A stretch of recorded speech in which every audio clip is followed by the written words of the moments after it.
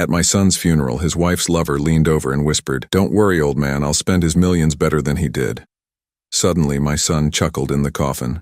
"Because that man is, I'm glad to have you here. Follow my story until the end and comment the city you're watching from, so I can see how far my story has reached." I never thought I would outlive my son. At 62, I had always imagined Milton would be the one standing over my grave, not the other way around. But there I was, March 18th, 2024, staring at a mahogany casket that supposedly contained my 37-year-old boy. The Morrison funeral home smelled like lilies and grief.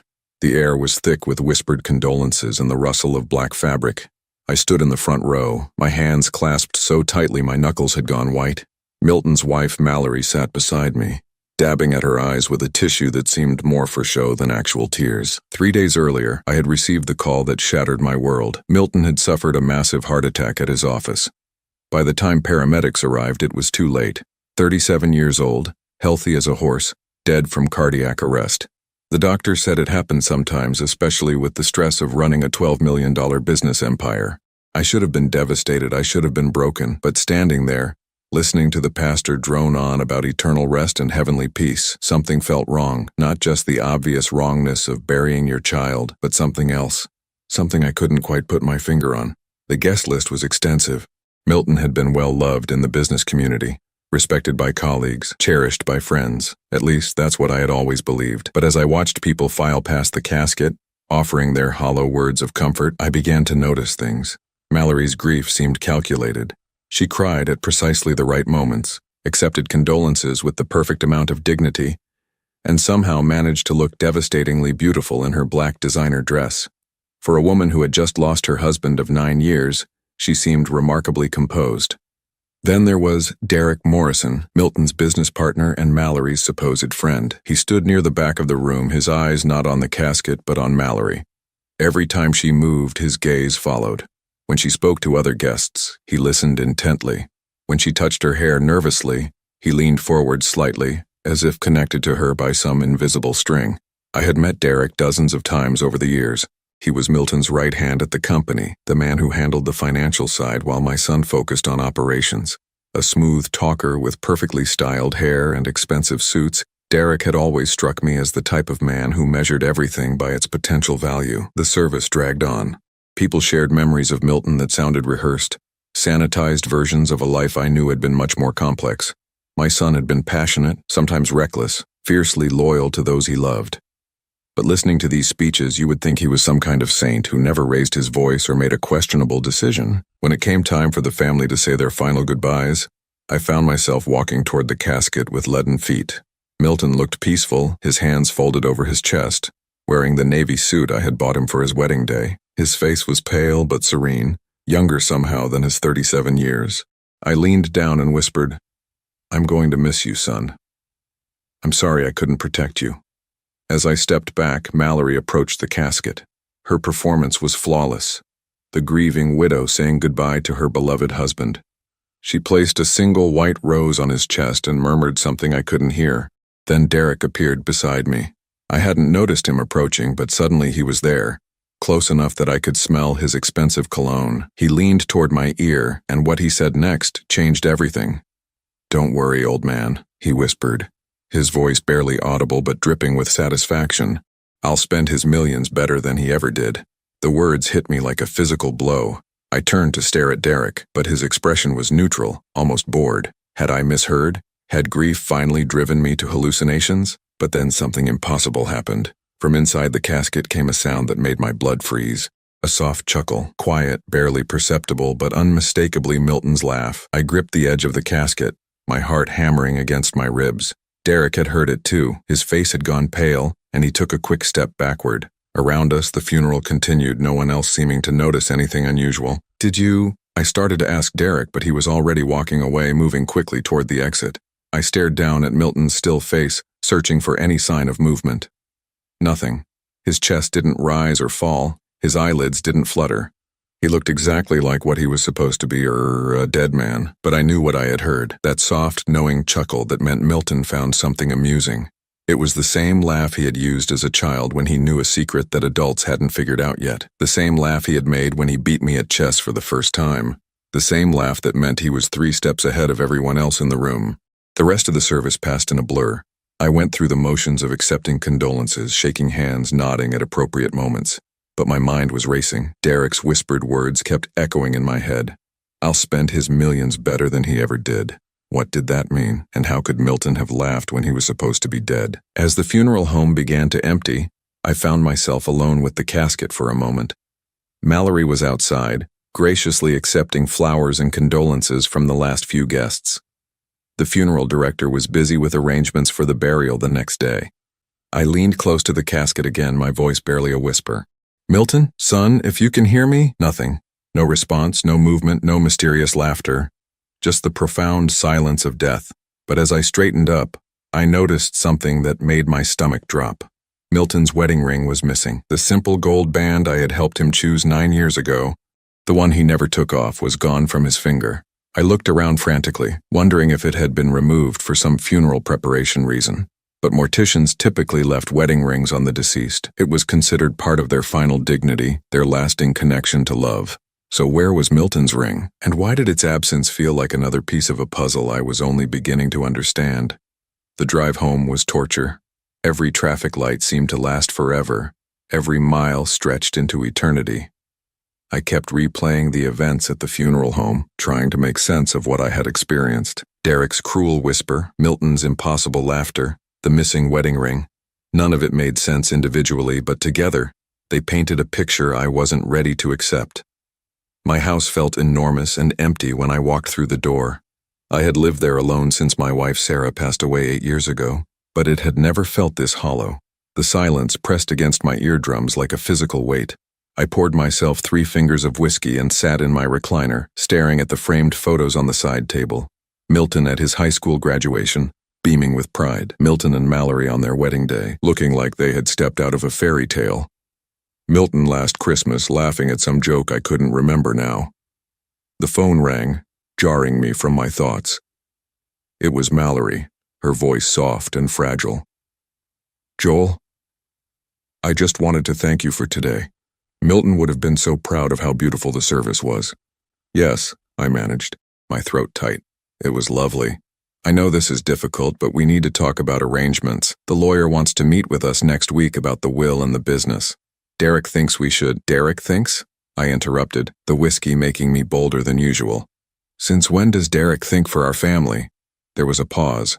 "He's been such a help, Joel. I don't know what I would do without him during this time." "I bet you don't," I thought, but I kept it to myself. "We'll talk later, Mallory. I need some time." After I hung up, I sat in the growing darkness of my living room, pieces of a terrible picture beginning to form in my mind. Derek's whispered threat, Mallory's convenient grief, Milton's missing wedding ring, and that impossible moment of laughter from a dead man. Something was very, very wrong, and I was going to find out what. The grandfather clock in the hallway chimed 11 times as I finally headed to bed, but sleep wouldn't come. Every time I closed my eyes, I heard that soft chuckle again, Milton's laugh full of secrets and hidden knowledge. "What did you know, son?" I thought, staring at the ceiling. "And how can I find out when you're supposed to be gone forever?" Outside my window, a car engine started and drove away into the night. But it wasn't until the next morning that I would realize someone had been watching my house, waiting to see what the old man might figure out next. I didn't sleep. How could I? Every time I closed my eyes, I heard that soft chuckle echoing from the mahogany casket. By 5 in the morning, I gave up and made coffee, my hands shaking as I measured the grounds. The morning news droned in the background, but I wasn't really listening. My mind kept circling back to the same impossible questions. How does a dead man laugh? Why was Derek so confident about spending Milton's money? And where was my son's wedding ring? I needed answers, and I knew where to start. St. Mary's Hospital sat on the outskirts of town like a concrete fortress against human suffering. I had driven past it countless times over the years, but never imagined I would be walking through its doors seeking answers about my son's death. The information desk was staffed by a tired-looking woman with kind eyes who directed me to the cardiac unit. My shoes echoed against the polished floors as I made my way through corridors that smelled of disinfectant and barely suppressed despair. Dr. Patricia Wells was the attending physician who had pronounced Milton dead. She was younger than I expected, probably in her early 40s, with prematurely gray hair pulled back in a neat bun. When I introduced myself as Milton's father, her expression immediately softened with practiced sympathy. "Mr. Holloway, I'm so sorry for your loss. Your son was brought in too late for us to do anything. By all accounts, it was very sudden. I need to understand what happened, I said, settling into the uncomfortable plastic chair across from her desk. Milton was healthy. He exercised regularly, didn't smoke, barely drank. How does a 37-year-old man just drop dead from a heart attack? Dr. Wells pulled up Milton's file on her computer, her brow furrowing slightly as she read. Sometimes these things happen without warning. Stress can be a major factor. Was your son under any particular pressure lately? I thought about that. Milton had always been driven, but lately he had seemed different, more secretive. He would cut phone calls short when I entered the room, claim he was too busy to have our usual Sunday dinners. I had attributed it to the normal pressures of running a business, but now I wondered if there had been something more.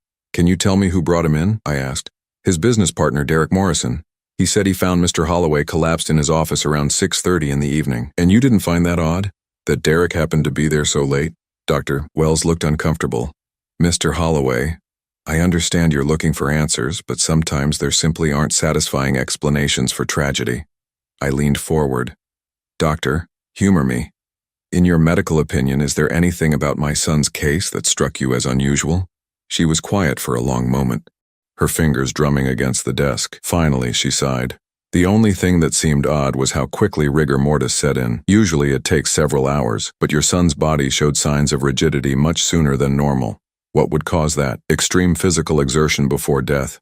Certain medications, environmental factors. She paused. Or if the time of death was incorrect, my blood ran cold. Incorrect how? If someone had died earlier than reported and the body was kept in cold storage, it might explain the accelerated rigor mortis. She shook her head quickly. But that's highly unlikely in this situation. I thanked Dr. Wells and left the hospital with more questions than answers.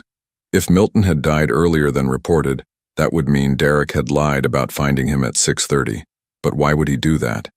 And how would he have kept Milton's body cold? My next stop was Milton's office building, a gleaming 20-story structure in the heart of the business district. The elevator carried me to the 15th floor, where Holloway Morrison Enterprises occupied the entire level. The receptionist, a young woman named Jennifer, whom I had met at several company Christmas parties, looked surprised to see me. Mr. Holloway, I didn't expect... we're all so sorry about Milton. Thank you, Jennifer. I was wondering if I could take a look at Milton's office. There might be some personal items. She glanced nervously toward the corner office. I'm sorry, but Mr. Morrison said the office was off limits until the lawyers sort everything out. Derek said that? I tried to keep my voice level. He said it was for legal reasons, something about preserving the business records. She lowered her voice. Between you and me, he's been acting strange since it happened. He's been here every night, going through files, making phone calls. Every night? Yes, sir. He was here until almost midnight yesterday, even though it was the day of the funeral. I only know because I forgot my purse and came back for it. This was getting stranger by the minute. Why would Derek be working so late on the day of Milton's funeral? What was so urgent that it couldn't wait? Jennifer, can you tell me about the day Milton died? What time did Derek leave that evening? She thought for a moment. That's the thing. Derek was here when I left at 5, but he said he was heading out too. He seemed in a hurry to get somewhere. So Derek had lied about the timeline. If he left at 5 but claimed to find Milton's body at 6:30, where had he been for that hour and a half? I was about to ask more questions when the elevator doors opened and Derek himself walked out. He was impeccably dressed as always, but there were dark circles under his eyes that suggested he wasn't sleeping well either. Joel. He seemed genuinely surprised to see me. What brings you here? I wanted to collect some of Milton's personal things, I said, watching his face carefully. Of course. Although the lawyers advised me to keep the office sealed for now, legal liability, you understand. But once the estate is settled... He trailed off, his eyes darting away from mine. Derek, can I ask you something? Jennifer mentioned you've been working late every night since Milton died. That seems like odd timing. His jaw tightened almost imperceptibly. Someone has to keep the business running. Milton would have wanted that. And you were here the night he died, working late?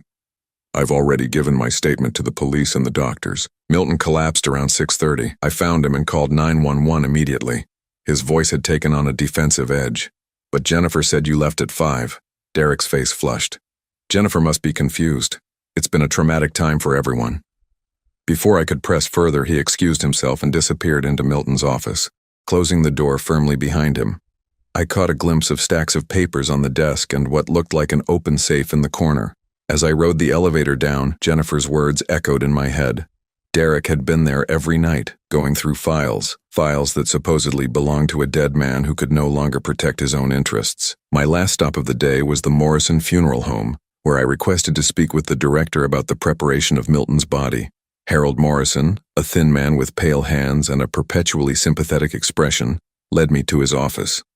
"Mr. Holloway, I hope everything met with your approval yesterday. Your son looked very peaceful." "He did," I agreed. I was wondering about his personal effects, specifically his wedding ring. Morrison consulted his paperwork. "There's no mention of a wedding ring in our intake notes. Sometimes jewelry is removed at the hospital for medical procedures. But wouldn't it have been returned?" "Typically, yes, unless—" He paused, looking uncomfortable. "Unless what?" "Unless the family requested its removal for safekeeping. Sometimes valuable pieces are given to the spouse before the service, so Mallory could have taken Milton's ring. But why? And why hadn't she mentioned it?" Morrison cleared his throat. "There was one other thing that seemed unusual. The body was brought to us much colder than normal. Usually, by the time we receive someone from the hospital, body temperature has begun to normalize. But your son was still quite cold, as if he had been refrigerated." That matched what Dr. Wells had said about the accelerated rigor mortis. Everything pointed to Milton having died earlier than reported, or having been kept somewhere cold after death.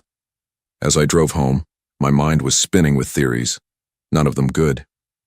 Derek had lied about the timeline. Milton's body showed signs of having been kept cold. His wedding ring was missing. And Derek had been working late every night since the death, going through files in Milton's office. The pieces were starting to form a picture, but it was a picture I didn't want to see clearly, because if I was right, then Milton's death wasn't the sudden tragedy everyone believed it to be. My phone rang as I pulled into my driveway. It was Mallory, and her voice was strained. "Joel, we need to talk. Can you come over tonight? There's something important about Milton that I need to tell you." My heart rate spiked. "What kind of something?" "I can't say over the phone, but it's about why he's been acting strange lately. Please. Joel, I think you need to know the truth." After I hung up, I sat in my car for several minutes staring at my house.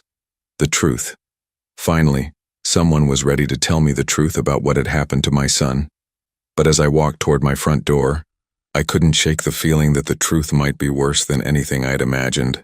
Because if Milton really had been acting strange lately, if there really were secrets he had been keeping, then maybe his death wasn't the random tragedy it appeared to be. Maybe someone had wanted my son dead, and maybe that someone was now preparing to inherit everything he had worked for. The key turned in my lock with a soft click, and I stepped into my empty house wondering if I was strong enough to handle whatever Mallory was about to tell me. Outside, darkness was falling, and somewhere in the city, Derek Morrison was probably going through more of my dead son's files, looking for whatever he needed to secure his claim to $12 million. But there was something Derek didn't know yet, something I was just beginning to understand.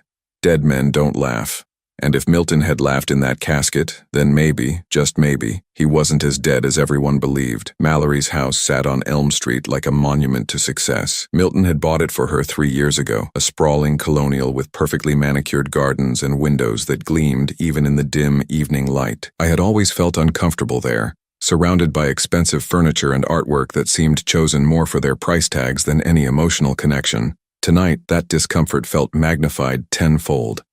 Mallory answered the door wearing a black silk robe, her hair pulled back in a way that managed to look both casual and elegant. Her eyes were red-rimmed, but I couldn't tell if it was from genuine grief or carefully applied makeup. "Joel, thank you for coming." She stepped aside to let me in. "I know this has been difficult for both of us." The living room was dimly lit, candles flickering on the mantelpiece beneath a large portrait of Milton and Mallory on their wedding day. He looked so young in that photo, so hopeful. The man smiling down at us had no idea what his life would become. "You said you had something important to tell me about Milton," I said, not bothering with pleasantries. Mallory poured herself a glass of wine with shaking hands. "Would you like something to drink?" "I'd like answers." She nodded and settled into the armchair across from me, her fingers wrapped around the wine glass like it was an anchor. Milton had been acting strange for the past few months. Secretive. He would disappear for hours without explanation, make phone calls he wouldn't let me overhear. Secretive how? He started sleeping in the guest room, said he didn't want to disturb me with his insomnia. He would leave early in the morning and come home late, claiming he was working on some special project. She took a sip of wine. "I thought he was having an affair." The words hit me like a slap. Milton would never. That's what I thought too, but then I found receipts for a storage unit across town. When he had rented under a false name, her voice dropped to barely above a whisper. I followed him there one day. My heart was pounding now. What did you find? Mallory set down her wine glass and walked to a small desk in the corner of the room. She pulled out a manila envelope and handed it to me with trembling fingers. These. Inside were photographs, dozens of them. Milton talking to men I didn't recognize. Milton entering what looked like a small apartment building. Milton sitting in his car outside our family lawyer's office. And most disturbing of all, Milton meeting with Dr. Harrison, his longtime friend who happened to work at St. Mary's Hospital. I don't understand, I said, though a terrible suspicion was beginning to form in my mind. There's more. Mallory's voice was barely audible now. I hired a private investigator to follow him. What I discovered, she stopped, pressing her hand to her mouth. What did you discover? Milton knew. Joel, he knew about Derek and me. The admission hung in the air between us like a toxic cloud. I stared at her, trying to process what she had just said. You and Derek? Tears began to stream down her face, but they looked genuine this time. It started 6 months ago. I was lonely, Milton was always working, and Derek was there. He made me feel special, important. She wiped at her eyes. I never meant for it to happen. And Milton found out? The private investigator I hired to follow Milton? Milton had hired him first to follow me. She let out a bitter laugh. We were both spying on each other, both discovering terrible secrets. My mind was reeling. If Milton had known about the affair, then Derek's whispered threat at the funeral took on an entirely different meaning. But it still didn't explain the most important question. Mallory, how did Milton die? Really? She looked up at me with eyes full of something that might have been fear. That's just it, Joel. I don't think he did. The room seemed to tilt around me. What? The night he supposedly died, I was with Derek at his apartment. We have alibis for each other. But Joel, Milton had been planning something. The storage unit was full of documents, cash, fake identification papers. It looked like he was preparing to disappear. I gripped the arms of my chair, trying to steady myself. Are you saying Milton faked his own death? I'm saying it's possible. Dr. Harrison was his college roommate. They've been friends for 20 years. If anyone could help him stage his death, it would be someone with access to death certificates and morgue facilities. The pieces were falling into place with terrifying clarity. Milton's strange behavior, his meetings with Dr. Harrison, the inconsistencies in the timeline of his death, the body that was too cold, the accelerated rigor mortis, even that impossible laugh at the funeral. But why would he do this? I asked, though part of me was beginning to understand. Mallory stood and walked to the window, staring out at the dark street. Think about it, Joel. If Milton died, who would inherit everything? Me, his loving widow. And who have I been spending my time with? Derek, his business partner who knows every detail of the company's finances. He wanted to catch you, I said, the full scope of the plan becoming clear. He wanted to see what you and Derek would do if you thought he was dead. And we walked right into his trap. Mallory's voice was hollow. We've been planning how to liquidate assets, transfer funds, restructure the business. Derek even talked about selling the company and moving to the Cayman Islands. I felt sick. My son had orchestrated his own funeral to expose the people who were supposed to love him. The betrayal must have been devastating, but Milton had chosen a brilliant and terrible form of revenge. Where is he? I asked. Mallory shook her head. I don't know, but Joel, there's something else. Something worse. I wasn't sure I could handle anything worse, but I nodded for her to continue. Derek didn't just want to steal Milton's money. He was planning to make sure Milton could never come back. She turned to face me, her face pale. He's been researching ways to have Milton declared legally dead as quickly as possible. And he's been asking questions about you too. About me, your health, your finances, whether you have a will. Derek sees you as the only obstacle to complete control of Milton's estate. Her voice dropped to a whisper. I think he was planning to arrange an accident for you too. The full horror of the situation hit me like a physical blow. Derek hadn't just been betraying Milton with his wife. He had been planning to murder both of us for money. And Milton, somehow knowing this, had decided to fake his death to expose the conspiracy before it could destroy what was left of our family. We have to find him, I said, standing up. We have to warn him that Derek is planning something. There's one more thing, Mallory said, reaching into the desk drawer again. She pulled out a small key. I found this hidden in Milton's office at home. I think it might be to the storage unit. I took the key, my hands shaking. The address? She wrote it down on a piece of paper. Joel, what if we're wrong? What if Milton really is dead and we're just grasping at conspiracy theories because we can't accept the truth? I thought about that laugh I had heard at the funeral, soft, knowing, unmistakably my son's. Then we'll know for sure. But if he's alive and in danger, we're the only ones who can help him. As I drove across town toward the storage facility, my mind was spinning with questions and fears. If Milton was alive, why hadn't he contacted me? How long had he been planning this elaborate deception? And most importantly, what was his endgame? The storage facility sat on the outskirts of town, a collection of metal buildings surrounded by chain-link fence. It was nearly 10 o'clock, and the place was deserted except for a single security guard who barely looked up from his magazine as I drove through the gate. Unit number 73 was in the back row, hidden from the main road. My hands were shaking as I inserted the key into the lock. It turned easily, and the metal door rolled up with a rusty squeal. What I found inside confirmed my worst fears and greatest hopes. The unit was set up like a command center. Corkboards covered with photographs and documents lined the walls. A small desk held stacks of legal papers, financial records, and what looked like surveillance equipment.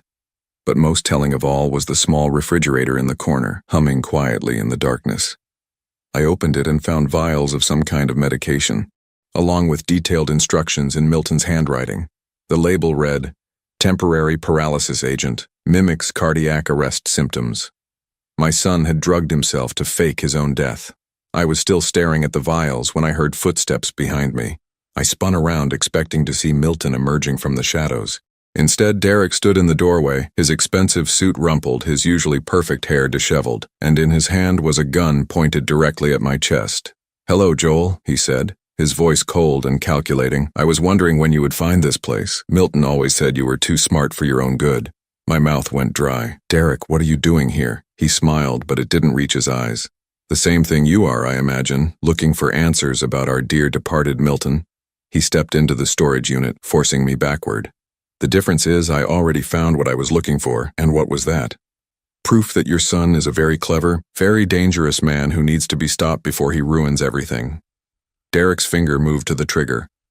"The question is, Joel, are you going to help me find him, or are you going to be another problem I need to solve?" I looked into Derek's eyes and saw something that chilled me to the bone. This wasn't just about money anymore. This was about a man who had been backed into a corner and was willing to kill to protect his secrets. And somewhere out there, my son was alive but in terrible danger, unaware that his carefully laid plans had been discovered by the very man who wanted him dead. The gun in Derek's hand looked enormous in the dim light of the storage unit. I had never stared down the barrel of a weapon before, and the experience was surreal, like watching a movie where I was both the audience and the victim. "You don't want to do this," I said, surprised by how steady my voice sounded. Derek laughed, but it was nothing like Milton's warm chuckle. This was sharp, bitter, the sound of a man who had already crossed too many lines to worry about one more. "You're right, I don't want to, but your son has forced my hand. Milton is dead," I said, testing him. "Please, Joel, don't insult my intelligence." Derek gestured at the medical equipment surrounding us. "Your boy staged quite an elaborate performance. Temporary paralysis drugs, a friend in the hospital willing to falsify records, even a complicit funeral director. It's impressive, really."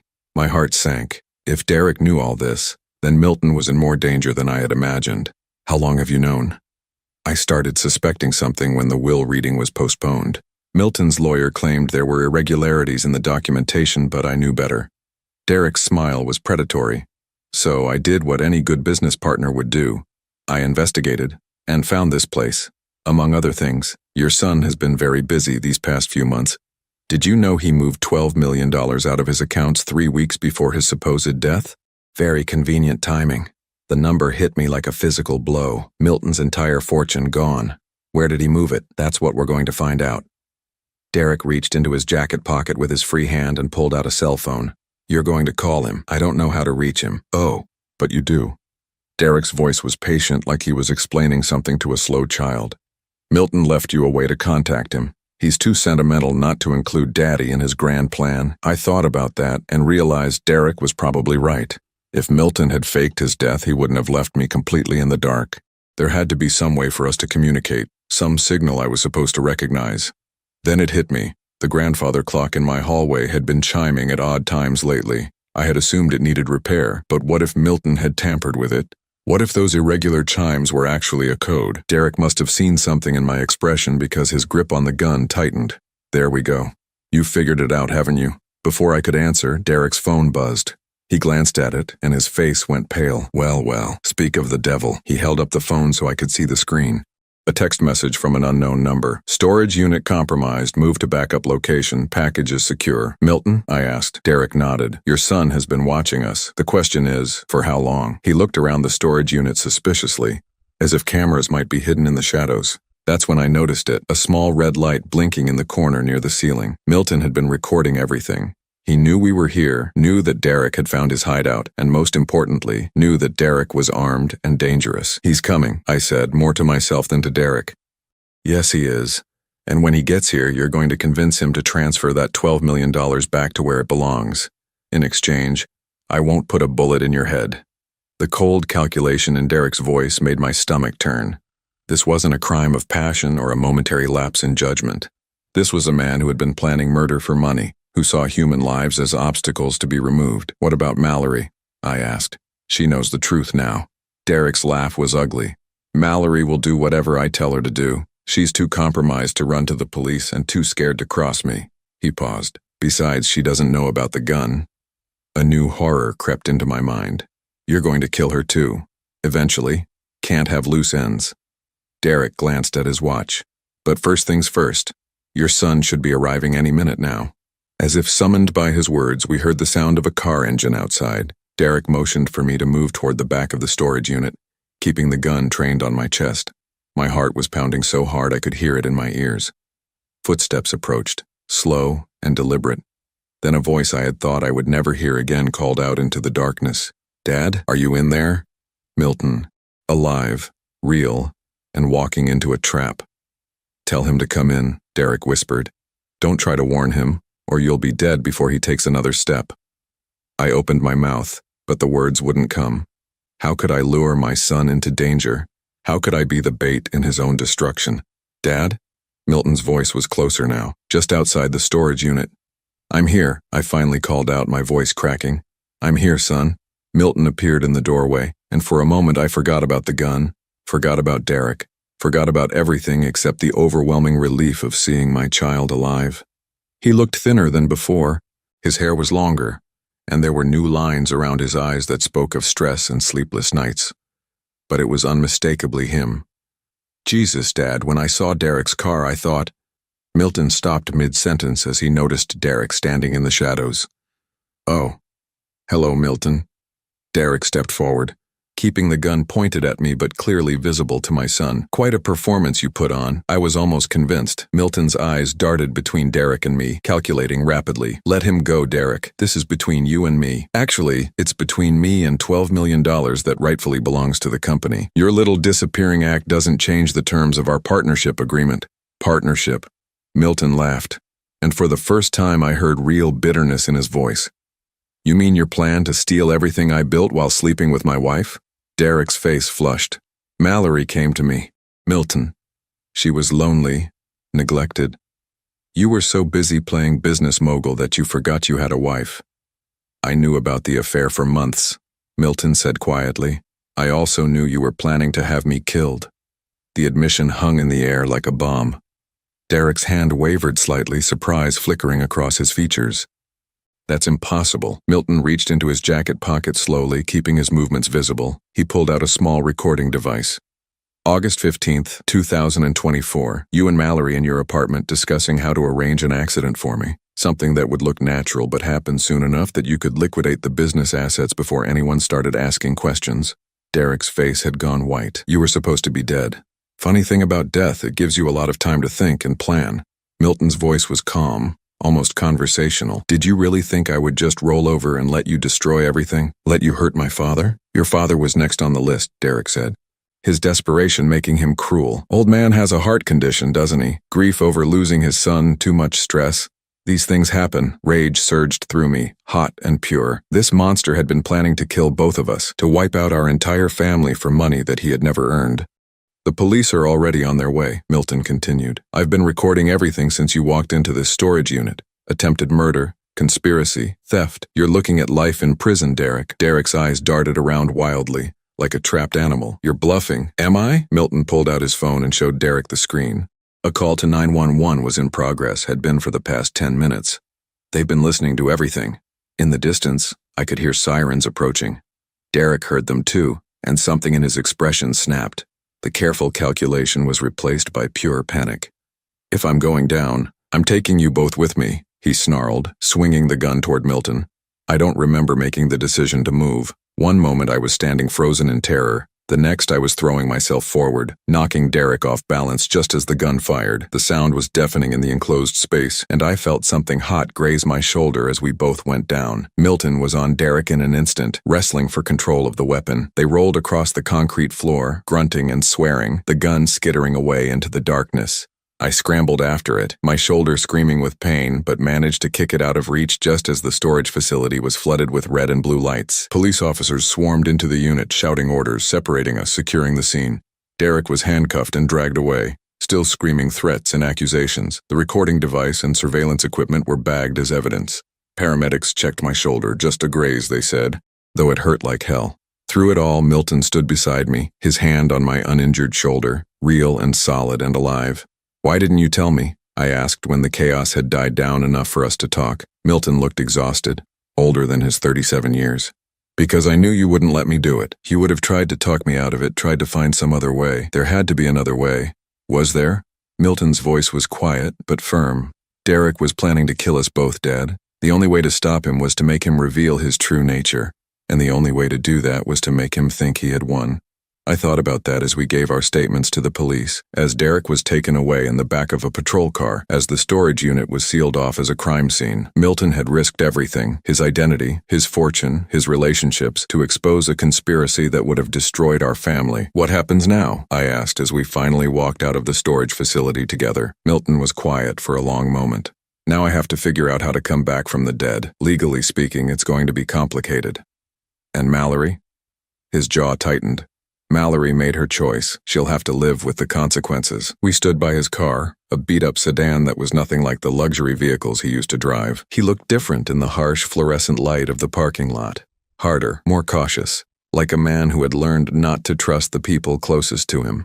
"I'm proud of you," I said finally. "What you did took incredible courage." Milton smiled for the first time since I had seen him in that doorway. It was a tired smile, tinged with sadness, but it was genuine.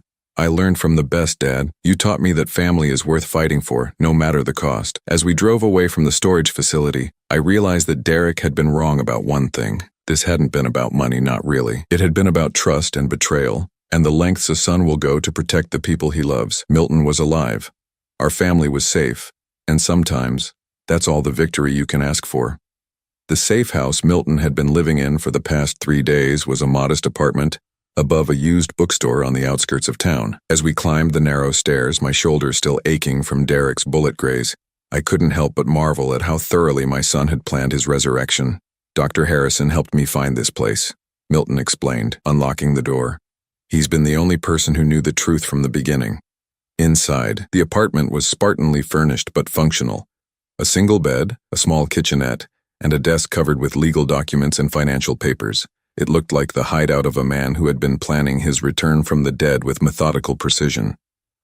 "Coffee?" Milton asked, moving to the kitchen like this was a normal father-son visit. "Please." I settled into the one comfortable chair, wincing as the movement pulled at my bandaged shoulder. "Milton, we need to talk about what happens next." He paused in the act of measuring coffee grounds.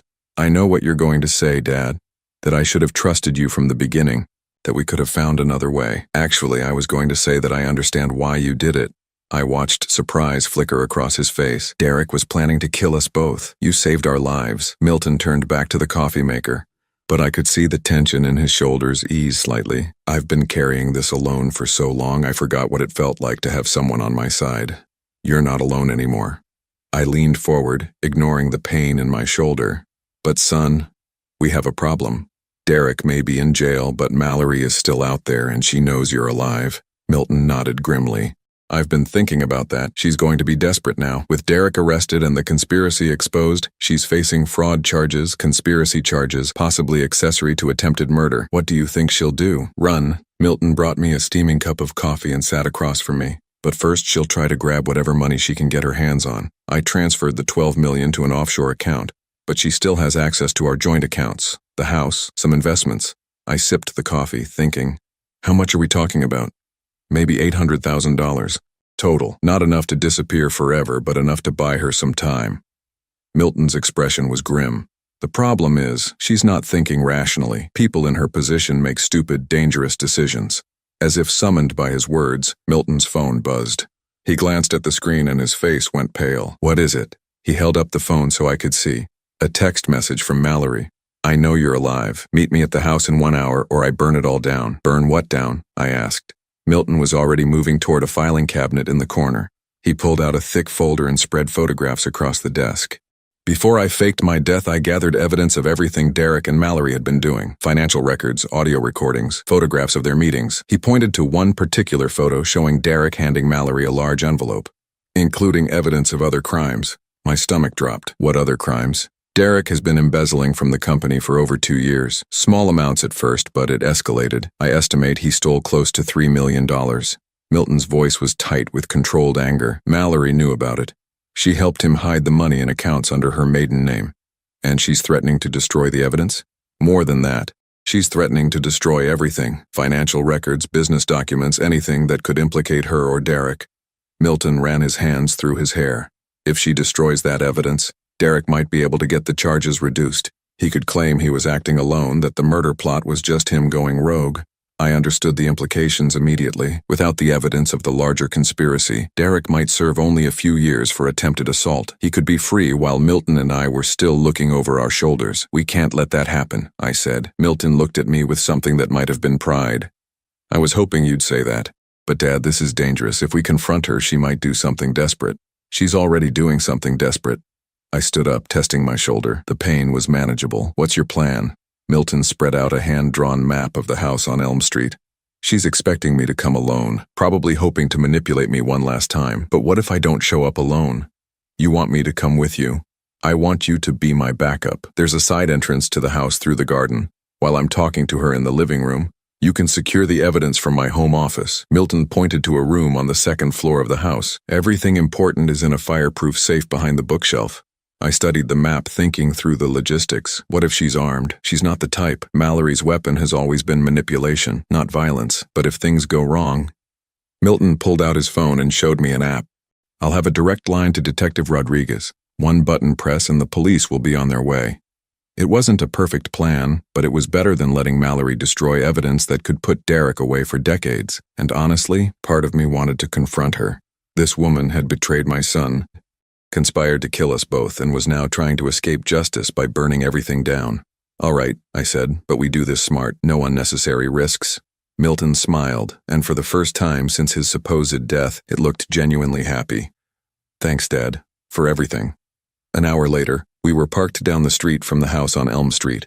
From the outside, it looked exactly the same as it had during happier times. The perfectly manicured lawn, the gleaming windows, the expensive cars in the driveway. But now I knew it was all built on lies and stolen money. Remember, Milton said, checking his watch. Give me 15 minutes to get her talking.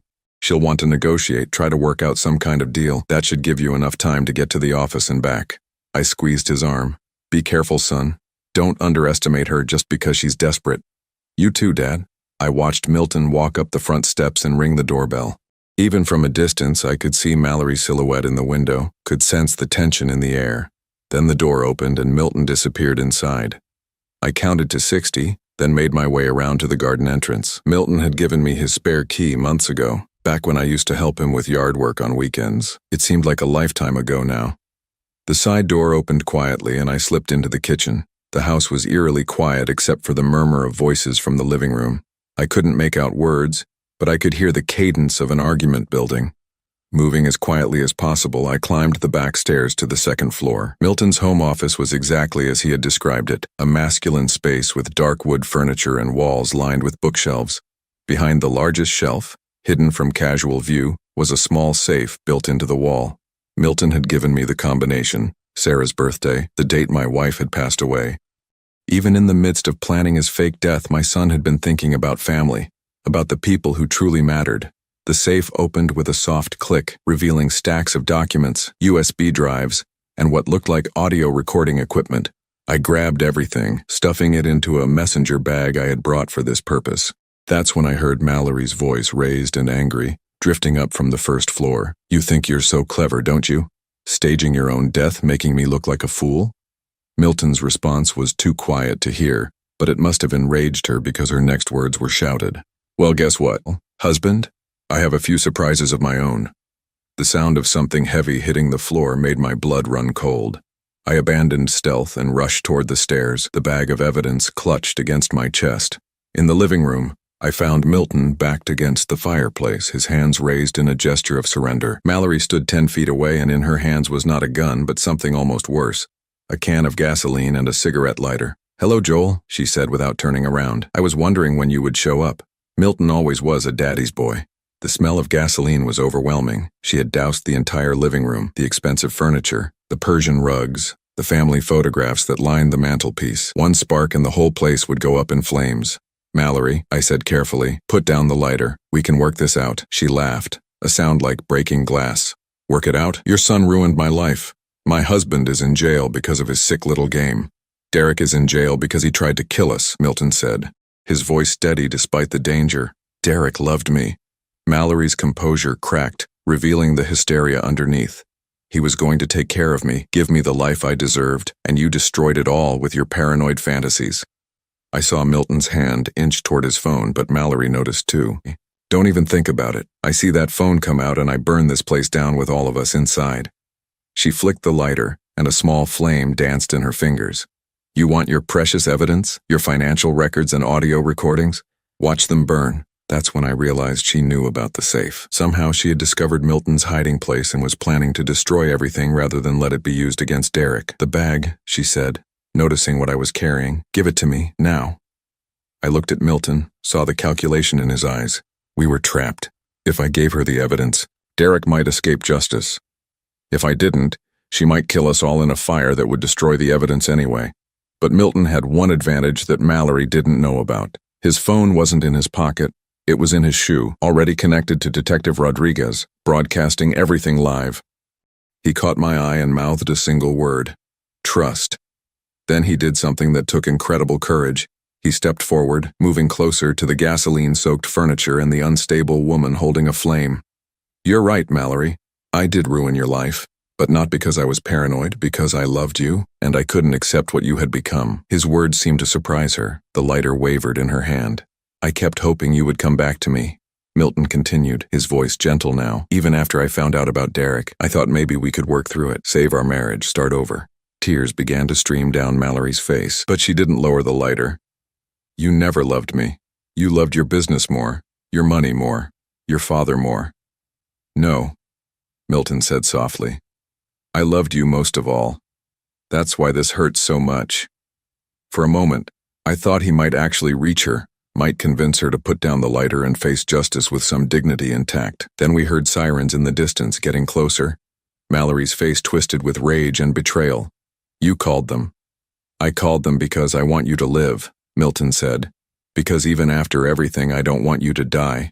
She raised the lighter toward the gasoline-soaked curtains, and I knew we were out of time. Mallory, don't, I shouted, lunging forward with the bag of evidence. But it was too late. The flame touched the fabric and the room exploded into fire. The fire moved faster than I could have imagined. What started as a small flame on the curtains became a wall of heat and smoke in seconds. The gasoline-soaked furniture ignited like it had been waiting for this moment, filling the room with orange light and the acrid smell of burning fabric. Milton grabbed my arm and pulled me toward the kitchen. This way, Dad. Behind us, I could hear Mallory screaming, not in pain, but in rage and frustration. She had realized that her final act of destruction would accomplished nothing except putting all of us in danger. We stumbled through the smoke-filled hallway as sirens wailed outside.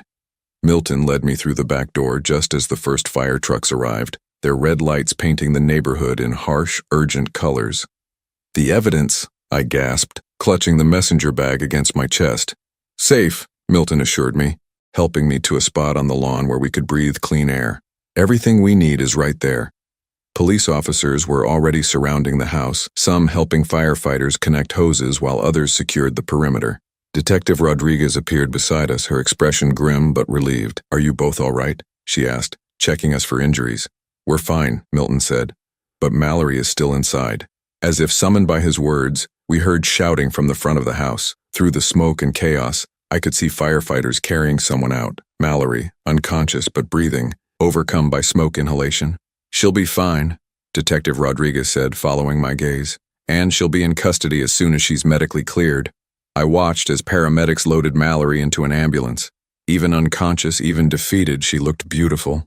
It was easy to understand how Milton had fallen in love with her, how Derek had been willing to risk everything for her attention, but beauty without character was just an empty shell, and Mallory had proven that she was hollow at her core.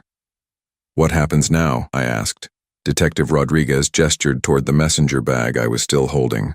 "Now we use this evidence to make sure Derek Morrison spends the rest of his life in prison.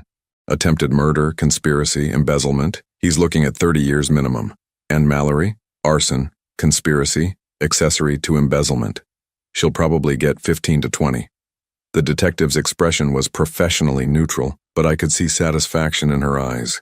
Justice isn't always perfect, but sometimes it's thorough.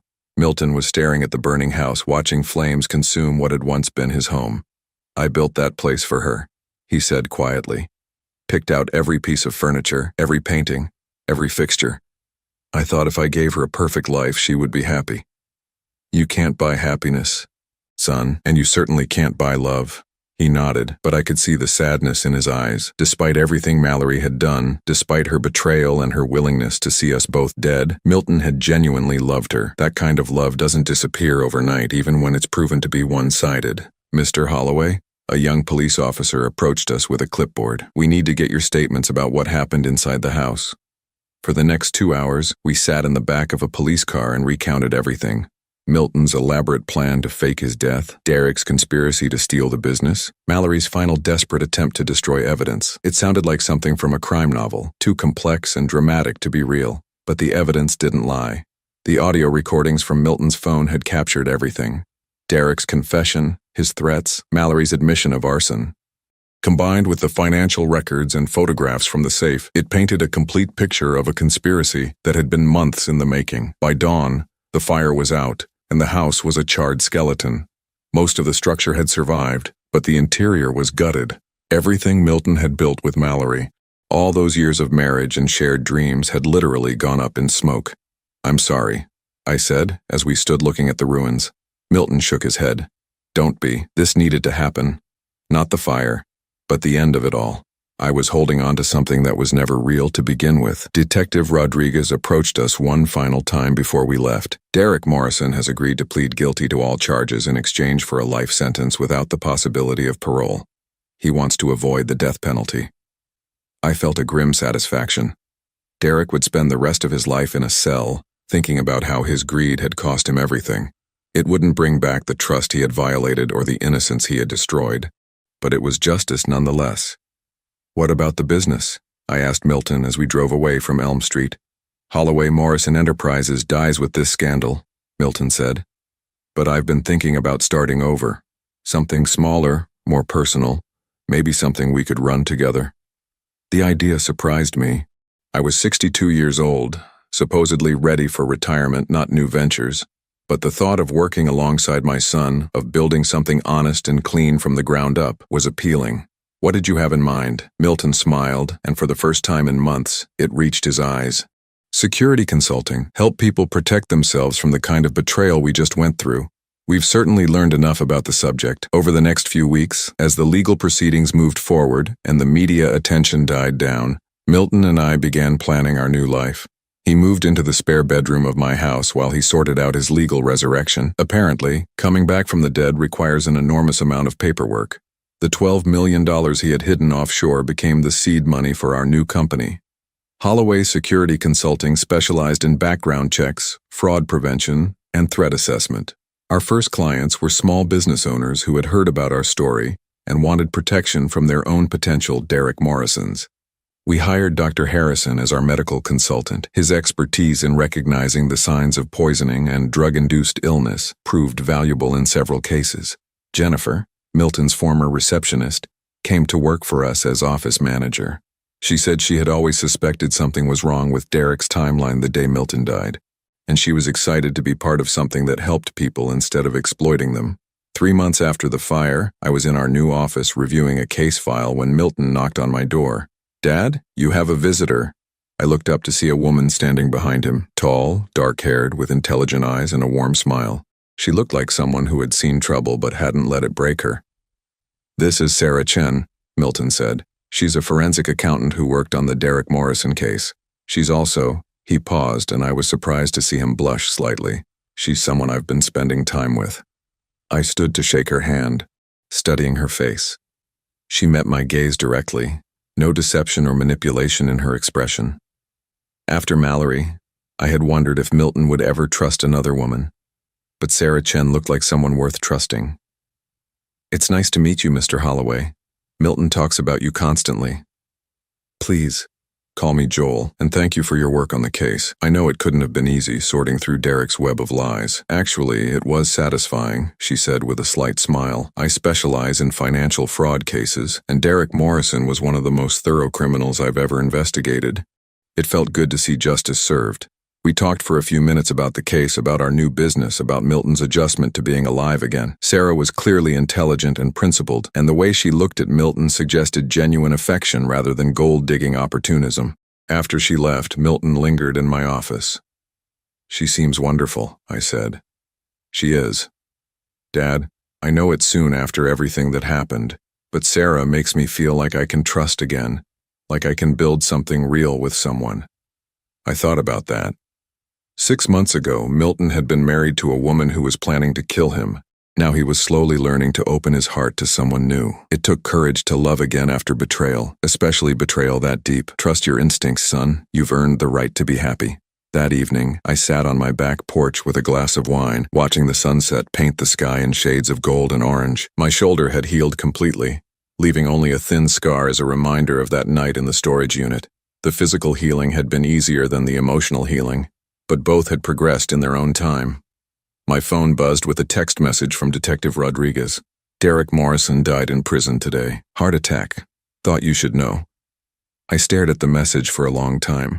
Derek had been 41 years old, healthy except for his greed and cruelty. A heart attack seemed almost poetic.